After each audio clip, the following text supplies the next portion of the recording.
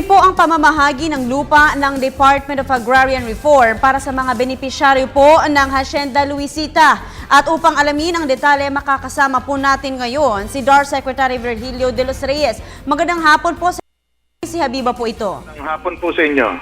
Alright, Secretary, update po ukol po sa land distribution at acquisition ng DAR sa ilalim po ng CARP. Ilan na po ba yung naipamahagi na inyong tanggapan? Tuloy-tuloy po ang ating pamamahagi. At ito pong nakaraang taon hanggang January-December, meron tayong 120,000 plus. At kung Enero, ang isang pinakamalaking dinistribute natin ngayon sa Enero ay humigit kumulang na 15,000. First time po na nangyari na mataas yung ating accomplishment ng Enero. So, ang balanse na lang po natin natitira ay humigit kumulang ng mga 790,000 hectares. Alright, Secretary, so far po, yung mga lugar, ilan na po, ano po yung mga lugar na nabigyan na po ng titulo? Meron na po ba kayong numero kung ilan na po ba ang lahat ng ito? Well, bawat probinsya po ay iba-iba kasi yung iba malaki balance, iba maliliit. Pero marami rin po tayo na pamahagi sa Mindanao at saka lalo na po sa Visayas. Ang Luzon po ay kakaunti na ang ating, kaya karamihan po ng ating land distribution ay nangyayari sa Visayas at Mindanao. Alright, Secretary, this time naman po, pwede paliwanag po ng mas maayos yung mga nakabimbing pamamahagi naman po ng mga lupa. Bakit po ba ito natatagalan? Well, unang-una po, ang pinamamahagi pong natira dito sa Administrasyong Aquino ay yung mga private land. Sapagkat dun sa mga nakaraang panahon, ay palagi pong nakakalimutan i-distribute yung private land. Ang karamihan na distribute natin noong mga unang panahon ay government-owned land. At sapagkat ito yung private land, ang sinasabi po ng ating batas, ay dapat natin bayaran yung mga may-ari ng lupa. At kung ito po ay dapat natin bayaran sapagkat ito yung pondo ng gobyerno, kailangan masinop yung ating proseso dun sa pag-distribute ng private land. So kailangan natin i-research yung mga titulo, yung mga technical description. Kaya malaki yung pagkakaiba ang ginagawa ngayon dun sa ginagawa dati. Mas mahirap po yung mga dinidistribute natin lupa ngayon. Alright, so ibig po bang sabihin na, Secretary, is etong mga private lands, halimbawa yung nasabi po ninyo kanina na babayaran po ang mga ito, ano po pa bala yung mga iba pang mga solusyon para po mas mapabilis itong sinasabi nating pamamahagi ng lupa? Well, unang-una po, ang malaking pagbabago natin ay sa paggamit ng ating budget. Kasi dati-rati, noong mga dekada, hindi tayo nagpo-provide ng pondo para doon sa lupa na i-distribute sa susunod na taon.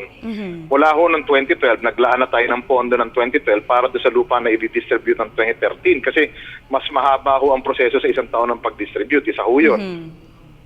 Marami ho tayong probinsya na dinagdagan natin ng tao. So ibig sabihin, since kulang po lang yung mga tao natin sa ibang probinsya, katulad ng Negros, Occidental, Camarines Sur, Isabela, Leyte, nagdagdag ho tayo ng mga tao doon at ngayon nag-hire kami ng mga tao doon sa mga lugar na yon. At doon naman sa mga kukunti na gawain, ay binigyan natin yung mga option ng mga tao para mag-retire na mas maaga. So yun ho yung pangalawa. At ang pangatlo naman, ay sinisigurado natin na yung mga proseso sa loob ng Department of Agrarian Reform at pati na yung mga proseso sa Register of Deeds, sa DNR, at saka po sa Land Bank ay sinasaayos natin. Sapagkat hindi lang po DAR ang nangangasiwa ng pag-distribute, kundi kasama na ang iba't iba pang ahensya. So hindi lang po ito solo flight ng DAR. So pati po yun, nagtutulong-tulong ang buong pamahalaan para ito ay mapabilis natin. Alright, sigurado po ako at ang ating mga kababayan ay talagang ni-note ang mga nasabi po ninyo. But this time po, Secretary, paano po ba naman po yung mga pangamba ng iba pang mga benepisyaryo kasunod naman po ng nalalapit na alam po natin itong Carper Law ay malapit nang magtapos? Unang-una po, ang Carper Law po ay mismong siya ang nagsabi dun sa Section 30 na kung meron pang pending case pagdating ng June 30, 2014, ito ay pwede pang ipamahagi ng gobyerno. So tama po yun na nagsasabi na may 5 years. Pero doon sa bandang dulo ng batas, may pasubali na sinasabi na kung hindi pa tapos at may kasong bukas, o ibig sabihin ito ay napadalhan na natin ng notice of coverage, ito ay pwede pa nating itawid beyond June 30, 2014. So hindi po totoo na magtitigil ang gobyerno sa pamamahagi beyond June 30, 2014. Ito po ay maliwanag na nakalagay sa batas Ito rin po ay ating sinaliksik at ito na rin po ang DOJ opinion na nilabas ni Secretary Laila de Lima at ito na rin po ang sinabi ng Kongreso nung nagbigay sila ng pondo noong 2014 na kinikilala nila na beyond June 30, 2014 ay pwede pa mamahagi ng lupa, particular doon sa mga lupa na napadala ng notice of coverage. Kaya ang pinagtuunan natin ng pansin noon ng 2012 at 2013 ay mapadala ng notice of coverage, yung dapat mapadalhan. Para kahit dumating yung July 1, 2014, ay pwede pa ito maipamahagi. So hindi ho dapat mangamba ang mga magsasaka na hindi pa nabibigyan ng lupa. Kaya nga po nung mga nakaraang buwan, nakapagpadala tayo ng mga ilang kalatas at pasabi sa lahat ng mga tao, sa mga stakeholders, na kung meron pang lupa na hindi napapadala ng notice of coverage, ay sabihin nila sa amin at amin sasaliksikin at amin papadalhan agad bago mag-June 30, 2014. Ayan, so napakalinaw na po ng inyong naging pahayag po regarding po dyan sa, sabi nga nila, yung kinatatakutan nilang Carper Law. Ngayon po, Secretary, mensahe na lang po sa ating mga kababayan, lalo na po yung mga benepisyaryo na hindi pa po masyadong naiintindihan at yun na nga po, kaugnay pa rin po ng pangangamba nitong pagtatapos ng Carper Law.